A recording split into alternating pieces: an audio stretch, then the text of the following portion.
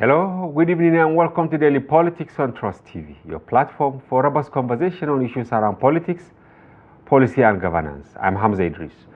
Tonight we examine the impediments undermining the full implementation of the Supreme Court judgment that granted unconditional autonomy to local government councils as the third tier of government provided by the 1999 Constitution as amended, while the Supreme Court judgment provided explicit grounds for both administrative and financial independence for the local governments. State governors have been accused of manipulating the process, making it difficult for the realization of the objectives. A few days ago, the Attorney General of the Federation and Minister of Justice, Lateef Fagbemi, had to remind the governors that sacking or undermining the constitutional responsibility of the local government is treasonable offense with far-reaching consequences. This is coming on the heels of struggle by some governors to allegedly hijack the establishment and running of local governments in their respective states through whatever means possible. On Daily Politics tonight, we ask, is the federal government helpless in implementing the judgment of the Supreme Court on local government autonomy? Why are state governors constituting bottlenecks around the implementation of the far-reaching judicial pronouncements at freeing the local government areas? And joining us for the conversation, of course, is Baba Ngelzarma. He's a retired seasoned local government administrator and also national president of Mieti Allah Cattle Breeders Association of Nigeria. And much into the program, we're also going to host, of course, Samuel Danjuma, who will join us shortly. Baba, welcome to the program. Thank you for having me, Hamza. All right, but before we start the discussion, here are some major developments in the polity. The chairman of the All Progressive Congress in Kano State, Alhaji Abdullahi Abbas, has said that the appointment of Yusuf Abdullahi Atta as minister by President Bola Tinubu was a surprise, as he is not a party member. Abbas stated this on Monday in an interview with the BBC House Service in Kano, while responding to the recent remarks made by the Minister of State for Housing and Urban Development, Alhaji Yusuf Abdullahi Atta, in which he threatened to dump the party. The minister had threatened to leave the APC if the Kano State Party chairman, Abbas, is re-elected as the party's chairman for a fourth term. And the federal government has spent approximately 8 billion to stabilize Naira. The chief executive officer of financial derivatives company, Bismarck Rewani, has said. Rewani also serves on the board of the Nigerian Economic Summit Group, among other entities. His claim is coming amidst the celebrated stability in the foreign exchange market, with a dollar exchanging for 1,500 as against the volatility experienced in recent past. Once again, welcome to Daily Politics on Trust TV. Baba, typical of our tradition, we always start with issues of the day. A minister threatening to leave the APC if a chairman in Kano State is re-elected for the fourth term.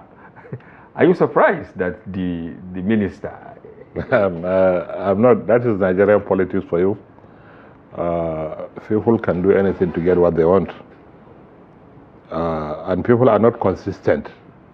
Most of our politicians are not consistent where they are. Mm-hmm. You see them jumping from one party to the other when the needs arises. And this is not only at the grassroots level. At the highest level of politicians, the topmost level, you see them jumping from PDP to APC to get what they want and going back to PDP. They're doing this kind of, so it's not surprising. It's typical of Nigerian politicians. But so maybe, I don't know whether the minister has a case. He said, Abdullahi Abbas, everyone knows him. He has been maybe a landlord in APC in Kano. Why must you go for fourth term? I don't know, because even Obasanjo, when he attempted third term, it was really tough for him.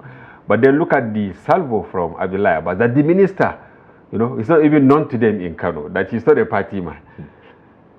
You see, that is politics for you. People always become blind to protect their interests. You have already said it. During Obasanjo's time, you saw what happened when he allegedly wanted to have go for the third time. So it's very common with Nigerian politicians. They don't want to leave power.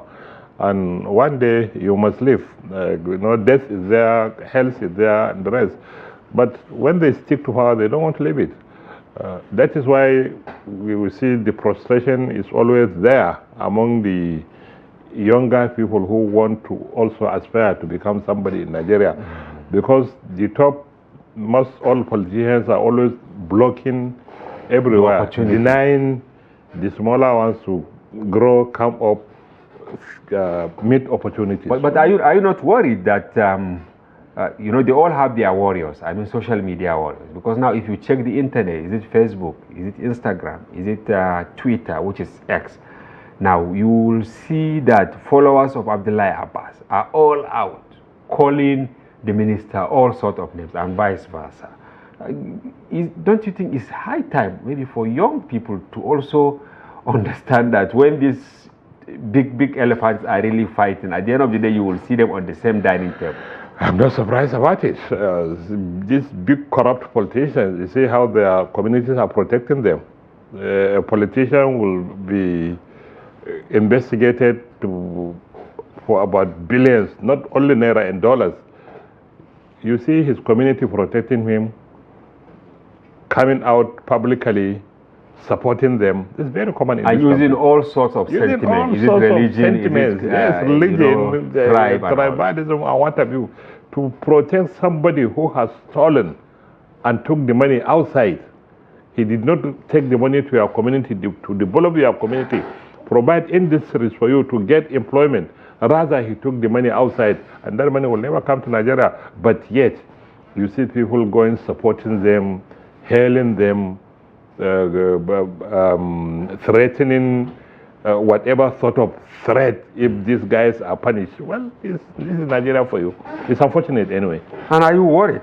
Our lead story of the paper today, you know, Bewani saying $8 billion. When we actually converted the money, it gave us around 12 trillion to, you know, make the naira survive at where it is, which is around 1,500. And this revelation is coming out for the first time. Are you worried that this is where we are now, after the floating of the naira, after the removal of the fuel subsidy and all that?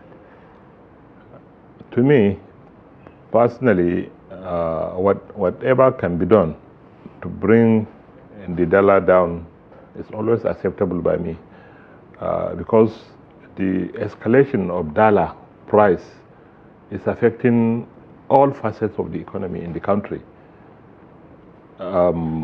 Salaries are no longer helpful, because even with the 70,000 minimum wage, how much can you buy with 70,000 minimum wage? While a bag of rice is selling at about 100,000 naira, a jar can of cooking oil is almost 90,000. So this dollar issue, if the federal government can do anything to address this dollar issue, me, it's a welcome development as far as I'm concerned, because the masses are going to be touched directly. Transport fares will, once dollar comes down, everything will come down. Fertilizer will come down for the farmers to buy and go to farm comfortably. Transport fares will come down. Cost of petroleum will come down. Everything, the economy will be affected positively. So as far as I'm concerned, there is nothing best the federal government can do other than to do anything that can bring the dollar down. Okay, yesterday while putting this story together, we tried to reach out to quite a number of people, and many said there is nothing wrong in intervention, but where the problem lies is the issue of accountability.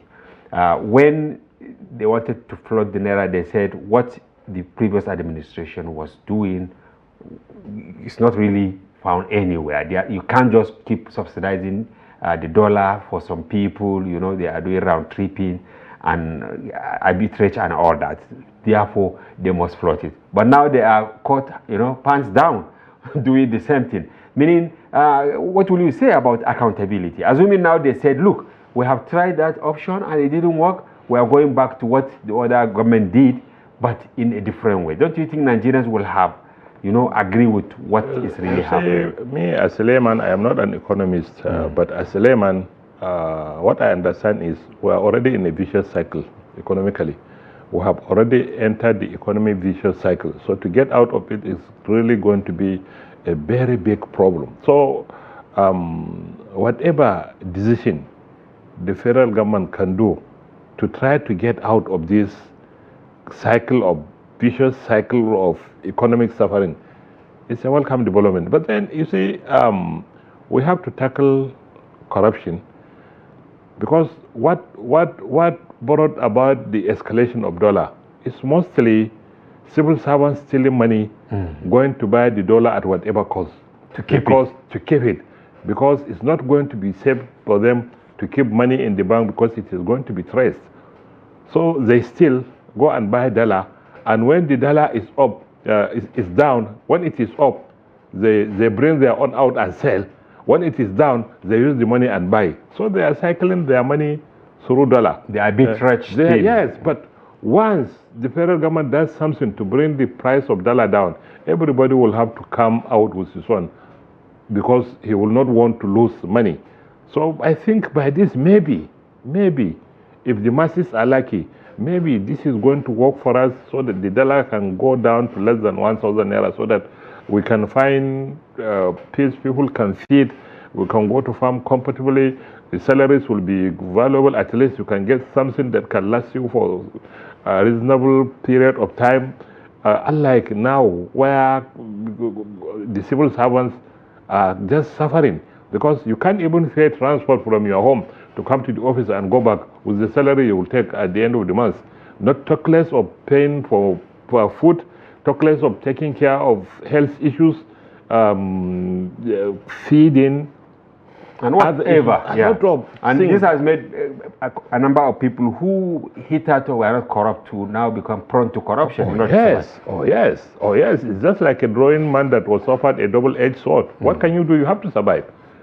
So whatever the federal government can do to address this issue, I think this is the first and the more foremost that the federal government can do to address.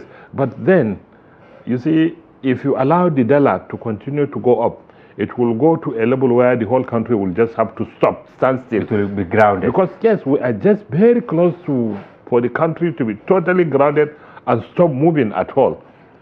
All right, the subject is inexhaustive. Of course, our main topic of discussion today is examining the factors undermining implementation of local government autonomy in Nigeria. We purposely brought you for two reasons. Number one, you worked at the local government level, and then number two, it's your constituency up to now, going by your vantage position as the national president, of course, of Mieti Allah Cattle Breeders Association of Nigeria. At what level you left local government, which year, and how vibrant, and at what position? So first to start with, I'm a ranker in the local government. I started from the scratch in the local government. Immediately I finished my secondary school, I took the employment of my local government on level 3 as a clerk. Level 3? Or level 3 as a clerk. That was how I started. I started from the scratch. I'm a ranker in the local government. There's nothing that I don't know in the local government. I worked in the treasury. From treasury, I rose to the position of the treasurer after going to different schools, gaining knowledge about the local government service and what have you. Then later, when I served for so many years as a local government treasurer, I switched over to administration and became a local government secretary, where I also served for a very long period of time. And in all the two positions, I have remained a signatory to the local government account, so I know most of what the funding of the local government is all about, because I have been part and parcel of the local government service.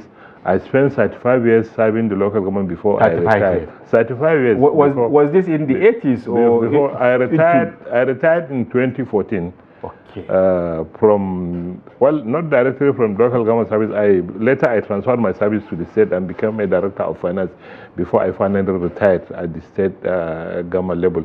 But all my life I have been a local government service. There is nothing that I know in service other than serving in the local government. I know everything. Then how were they during your days? You said you served as a treasurer, then you moved to become secretary of local. How vibrant were local government? If you take me back to go and work in the local government now, I won't know where to start. Because during those days, we prepare our budget and implement our budget. Our money funding are coming directly to us. We collect our revenue directly from taxes, fees, and rates from the markets and whatever.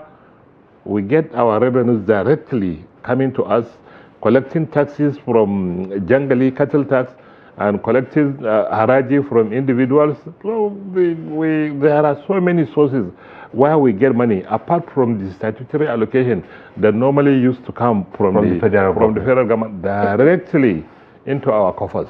Without recourse to the main treasury at the state level? Directly from the central bank directly into our coffers. That was how we operated the local government then. But now, the system is now bastardized to the extent that the local government can prefer a budget that they don't implement at all. You will prefer a budget while the money is kept somewhere. Somebody else is spending your money for you while you have the budget. So the budget, ordinarily, even the budget as a guide, is no longer workable in the local government because the budget has a lot of functions. Apart from expectations of revenue and how you intend to spend them, it also serves as a guide for opening the different books of accounts so that providing the level ground for auditors to come and do their work also. Okay, maybe you're trying to now bring the issue of the joint account, but before we get there, I want to know, what were you doing with the monies you are getting those days? Basically, what do you do with the monies at the local government level? I told you we had a budget. The local government normally have a budget, and about 60% of the budget is always allocated for capital expenditure. Recurrent expenditure, salaries and personal involvement and other charges normally takes around, I think, around 60%. Wow. About 40% is capital expenditure. So we use the money to pay our salaries, pay our staff allowances, even up to leave grants are being paid then. Then we use the money to service of vehicles that are being used, take care of boreholes, cement wells, and other community development aspects of cemeteries, rural roads. Yes, so many feeder roads and what have you. We do quite a number of things. If you go to the local government offices during our time, you find the place like a market. Everybody is just there. All the local communities are just there. This is where the business is going on. Everybody is there. But today, go to the local government and say you hardly see 10 people. Do they award contracts? We did award contracts. We had everything. Culverts and all that. We give agreement for constructions. We give LPOs for supplies. And we had all the necessary books of accounts. We had everything. The audits are functioning very well. The local government service commissions are working. The inspectorate division of the local government ministry are also working, coming out to inspect whether you are doing your works as required by law or not. Then we have the finance and general purpose committee. Everything is just working, and all those checks and balances are there for officers to account for their stewardship after a certain period. But was there a correlation, Baba, between the independence of the local government and then prosperity at the grassroots? Was there a correlation? Exactly. It is only when the local governments are independent before you get prosperity there. Once you take away the independence of the local government, what can they do? There is no longer any prosperity there again. Today, even their salaries are being paid at the state level. It's very wrong. What always concerns me is, what always surprises me is, how are these people coping? How can an auditor go to the local government and investigate and find something? No way. Because the entire system is just bastardized, it's confused. The budget is not being followed. So how can an auditor come and check? The basis for an auditor to come and do investigation in local government is no longer there, because the budgets are not being implemented by the local government themselves. Monies are also not going there. Yeah. So you have the budget while somebody else is spending your money for you. Somebody else is paying the salary. How do you know whether an employee is dead or alive is a problem? How can you know whether an employee is promoted or not is a problem? What is the relationship? How is the correlation between the local government service commission and the ministry is now working? It's not there. In those days, the coordination is there. The local government service commissions that takes care of staff from level 7 upwards are always working in the Unified Local Government Service staff. Then from level 1 to level 6 are always under the local government services. We have the Junior Staff Management Committee that does employment, promotions, and what have you. Once you reach level 6, then you will be recommended to go to level 7 after satisfying all the criteria for you to be promoted to level 7. Then your file will be sent to the Unified Local Government Service, where they will also work on you and see whether you are due for promotion or not. Then you become a Unified Local Government Staff. Those records are kept at the Local Government Service Commissions. And the Local Government Service Commissions are always working hand in hand with the audit departments. If they promote staff, they send the list of promotion to audit departments so that when auditors are coming to that local government for investigation, they know the number of staff that are being promoted or employed. So if there is increase in the salary, they will have to question and see what are the basis of the increase in the monthly salary. If you are paying 1 million this month and next month you are paying 1,050,000 or 1,100,000, what brought about the increase in the 100 million? You must justify. You must justify. If it is employment, who were employed? How many were employed? At what level? If it is promotion, who were promoted from what level to what level? All those records are kept. And now they have been distorted. They have now been but at what level?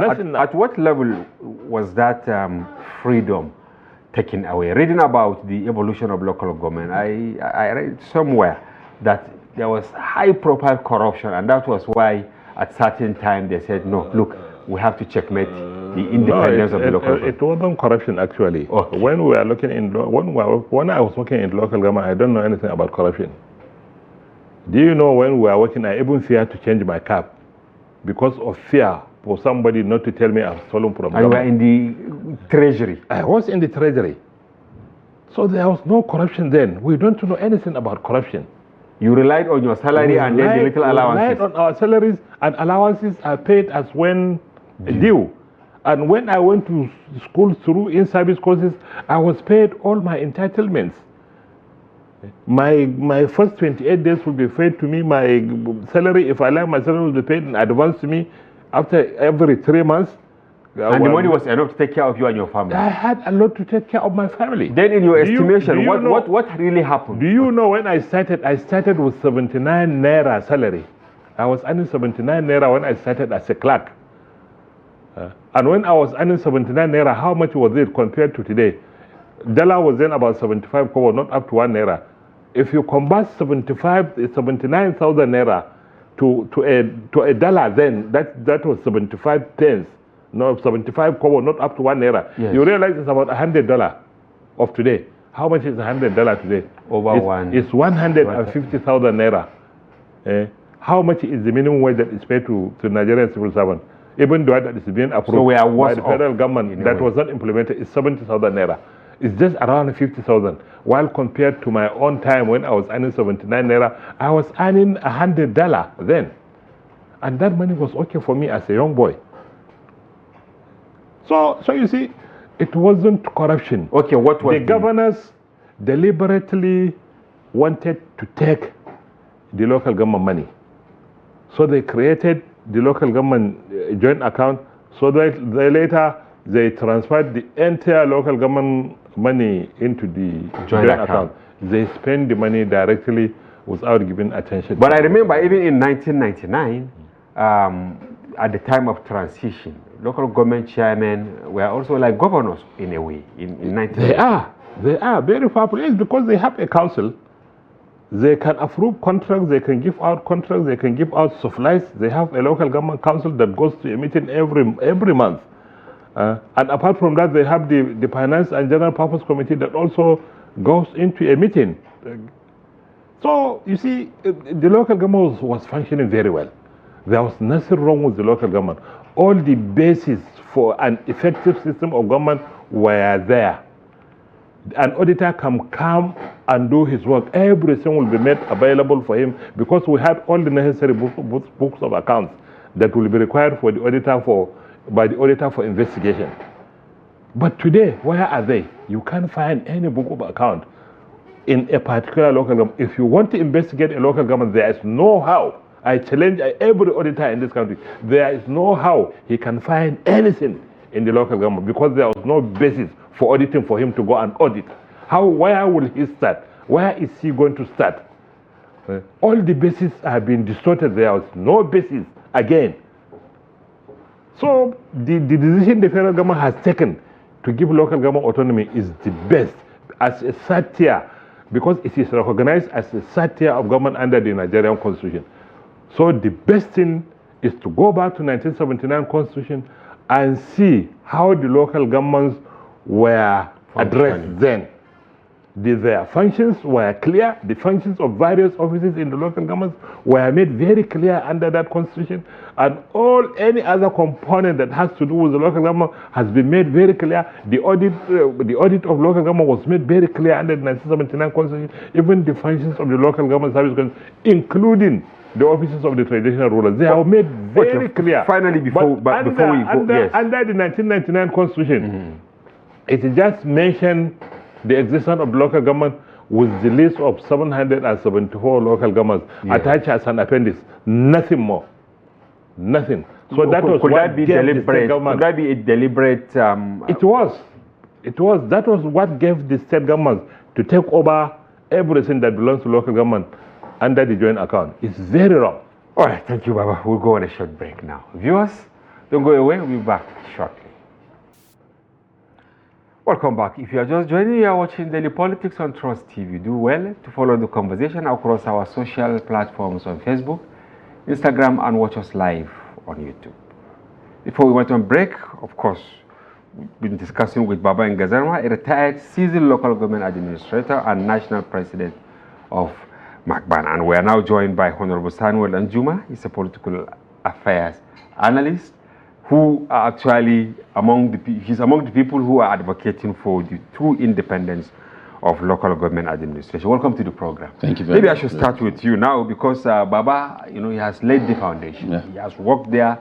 He has said so much about local government administration. But I remember the Supreme Court judgment last year categorically said local government should be set free.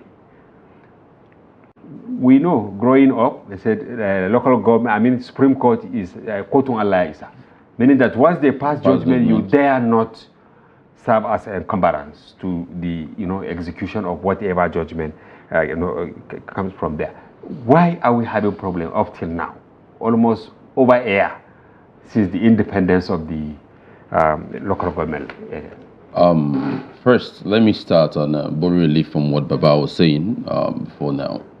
Baba made a very vital point, and what was that? He said that the composition of the 1999 Constitution is part of the problem why we're having issues with the local government.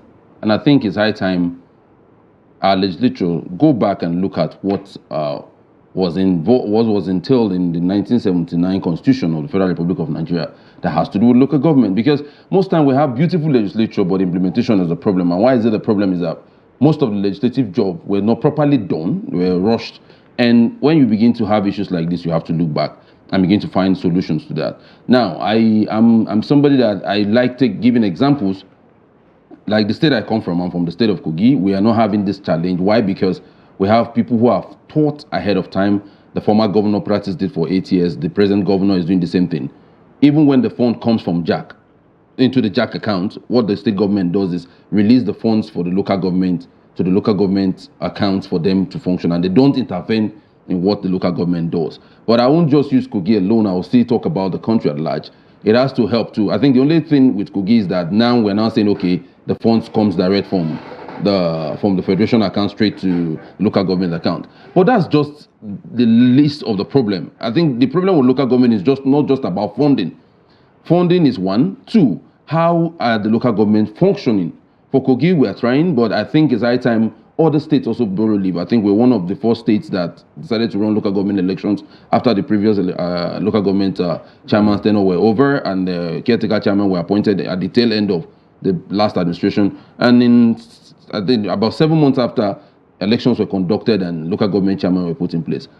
But the thing is, we need to look into our constitution. I think it's high time our legislature look into the 1999 Constitution. It's no more restore, because it's no more solving the problem that Constitution was put together for. And I think that Constitution, a lot of people have said it, a lot of elders, a lot of people of thought have said that the 1999 Constitution is not solving, is not addressing the issue of Nigeria. I think it was rushed. It was harshly packaged just to solve the situation at that time because the military just wanted to return back to democracy. We have been back to democracy for over close to 20. This democracy has lasted for close to 25 years, and it is time for them to now sit back now and say, 1999 Constitution is not the constitution of the people. The people's constitution should be. Baba, I want you to come in. Yes, thank you very much. Yes, Danjuma. Now, I'm always asking. Recently the national president of the, Algon, saying they have been asked by the CBN to open accounts. I said, local government areas, a new creation. Don't they have accounts before? Is this not part of the technicalities being set by some people to actually delay the proper take-up of the local government areas? And I also remember in August last year, the Secretary to the Government of the Federation set up a committee, including the Attorney General, the Minister of Finance, Minister of Budget, representative of local government, representative of governors, almost 10 people in there, all right, to fine-tune the transition for the full independence of the local government. Why are we having all this creation, new innovations for the proper take-off of the local government? Well, you see, as far as I'm concerned, you see, most of the times, the advice of those that don't know much about the local government service are being put into consideration. During our time, our money normally comes from the federal government through the federal pay offices.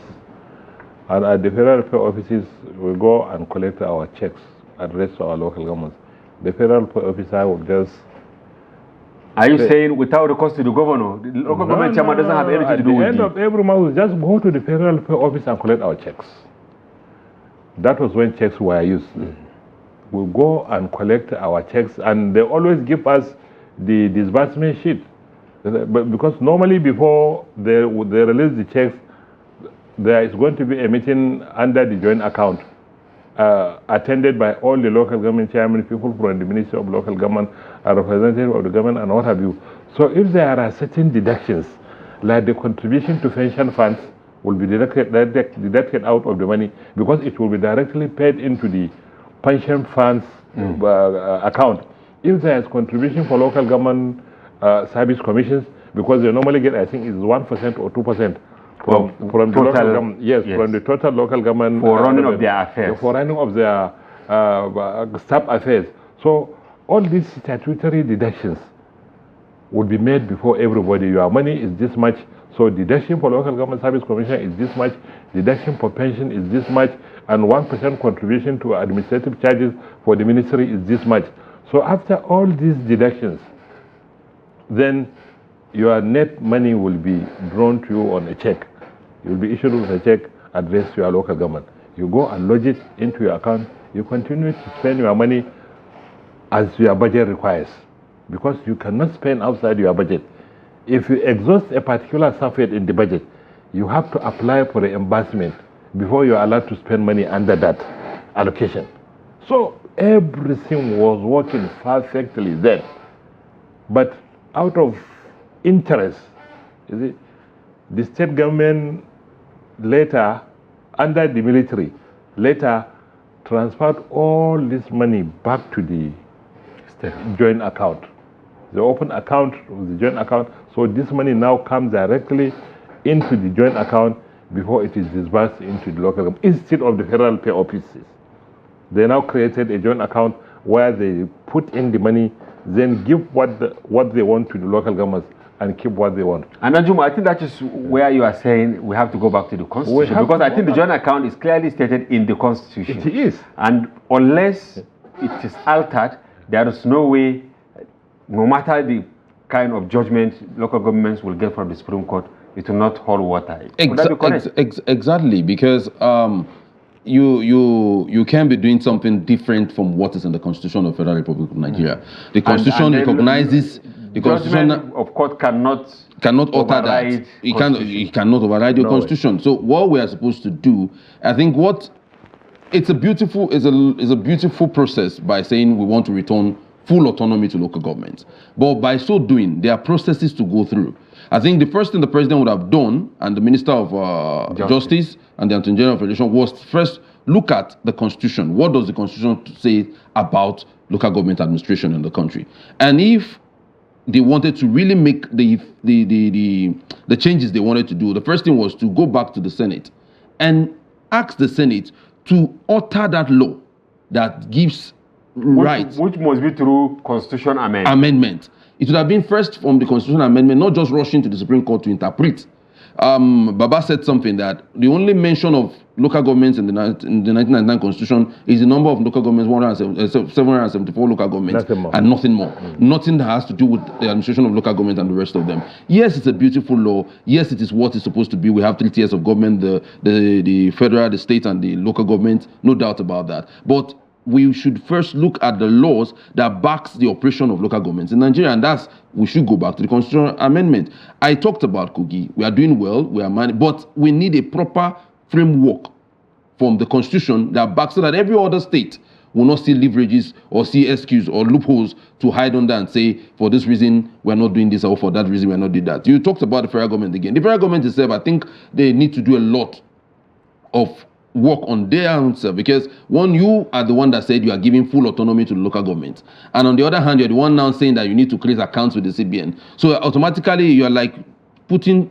weight, scourge in the wheel of progress yourself. So the first thing to be done, as beautiful as local government autonomy is, everybody is celebrating, is first go back to the Constitution, go back to the National Assembly, and amend the Constitution, giving those powers that are supposed to be for local governments back to the local governments as it is stated in 1979 Constitution. Then we can now say from there we are now really open to full implementation of for local government autonomy. Until then, we'll keep having this forth and back. Some state governors are actually practicing it, but to give it a national look, it is time we go back to the Constitution and amend our Constitution. Okay, Baba, is there a correlation? I asked the other question earlier, between the crime rate at the local government level, because they are so vulnerable now. Is there a correlation between these crimes that we are witnessing and then the inability to have functional local government administrations in the grassroots? The crime and functional local government? Yes. Well, there is. You see, when the local governments were getting their funds directly and spending it as their budget requires, they take care of the traditional institutions around them. And by doing that, the local government is very much aware about its security apparatus during its area of... Because they have the resources. And they have the resources, and with the resources they control the traditional institution within the local government. I think they used to get 5%, The traditional institutions were also collecting taxes during that time, because they were collecting cattle tax and they were collecting haraji, what do you call it in English? This haraji, the tax that... Personal income tax. Personal income tax that the local people used to pay. The village heads, the district heads, and the emirs were collecting those taxes. And because they were collecting the taxes, they know all the subjects under them. They know the number of the people they have under their domain. So if a stranger comes in, they know. If you are coming in with a cow, they will have to know the number of the cows you came in with and the number and of you the pay taxes also, because for the purpose of paying tax. And you know, by this, you are already profiled. But today, all these things are no longer... are you advocating return of some of these taxes? Yes. And the functions will always be effective if there are funds. Why you don't have funds? How can the local governments function? They don't function again now because they don't maintain their boreholes.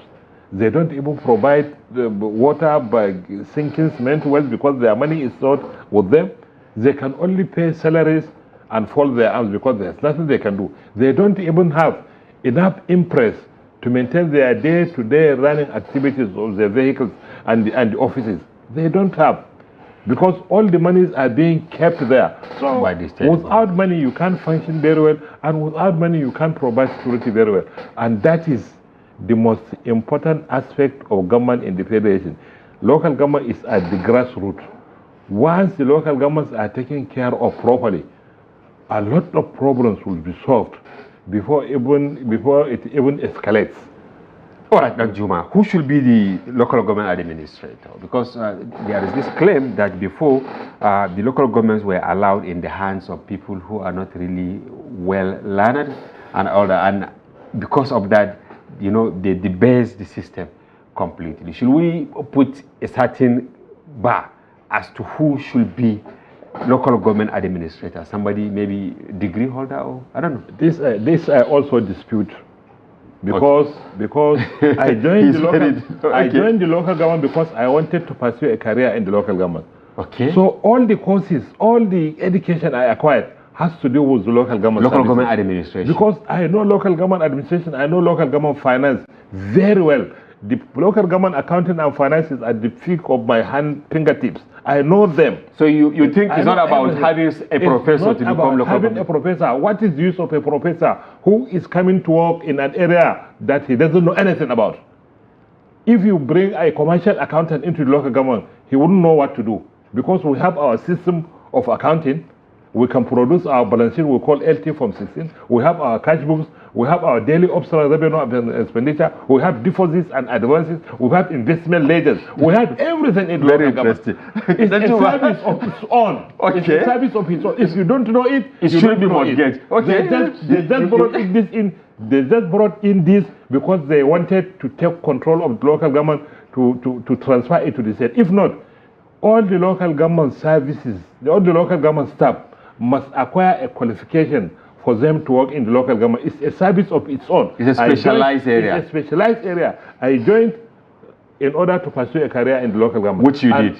Which I did. And I know much about the local government. Okay, Danjuma, I don't know whether you have anything to add on what Baba... From what you just said, yes. If the Constitution of Federal of Nigeria says for you to contest for the position of president, you should have a school sat or WAEC, as it said, then I don't think we should now put a benchmark to say for a local government chairman to function well, it has to do with his qualification on the rest of them. I agree with Baba to an extent.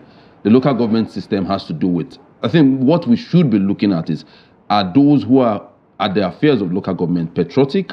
Do they have conscience? Are they there to function for the betterment of their people, or are they there for their selfish interest? If that is sorted out, then within the local government administration, it's just as the civil service itself. People grew from being clerk up to. I have an uncle who also joined as a clerk and retired as a director in the local government service, and so on. So we have the chairman don't have to be someone who has a degree. It has to be someone who is passionate about his people, someone who knows how to know the basic and who grows through the ladder. Should handle that. The major problem with local government is not even about the qualification of who is the chairman or who is the administrator of the local government. The major issue with local government is we should go back to our constitution and make sure that we'll empower these people from the constitution to be able to function well. Yes, funds are in their hands. Yes, there are some states, governor like my state, has given them leverage to do what they need to do. They are in charge of their funds, and state government doesn't intervene with them. That's Kogi. But let's go back to the 1999 Constitution. It is time for us to look into the Constitution and make sure we put the right things in place. Earlier this morning, I didn't even know I was going to be on this show, and I was saying something that in the next coming elections, I think it's time for us to start asking our legislatures.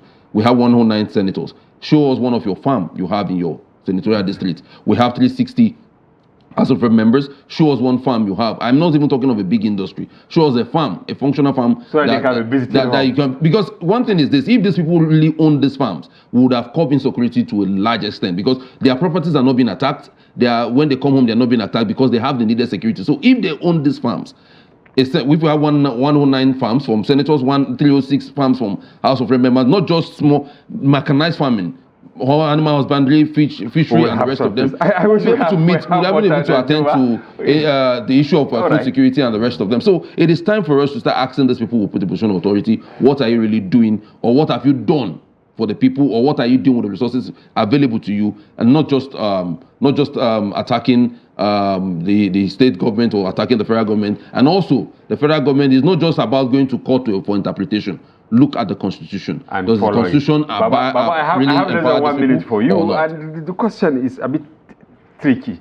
Do you think with the present condition at which we conduct local government election, even after they get all the freedom and all that, that they will survive the handcuff that put on their hands by the governors, or INEC, or we should have a separate commission to be conducting local government election, just to distance them from the firm grip of governors. This should be less than 1 minute, please. A separate commission would have been the best. Okay. But imagine from the federal government would have been the best, honestly, because that will allow the level ground for all political parties to perform. Today, the party in control of the state normally controls all the local governments during election. It's never election in the local government. It's just like an appointment. But if the appointment of the electoral officer is right coming from the top, then the ground will be level for everybody to come and perform.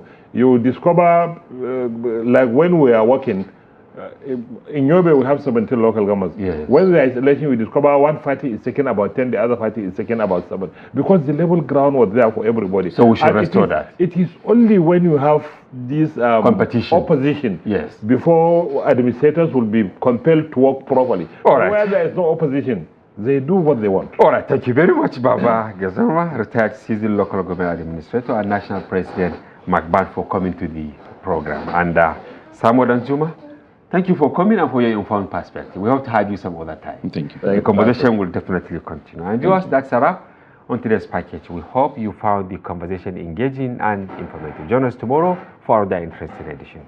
Bye-bye from here. I'm Hamza Idris.